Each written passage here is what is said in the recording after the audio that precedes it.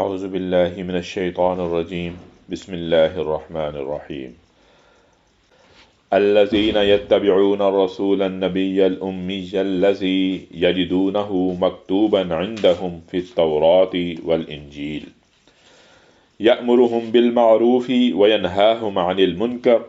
ويحل لهم الطيبات ويحرم عليهم الخبائث ويضع عنهم إثرهم والأغلال التي كانت عليهم فالذين آمنوا به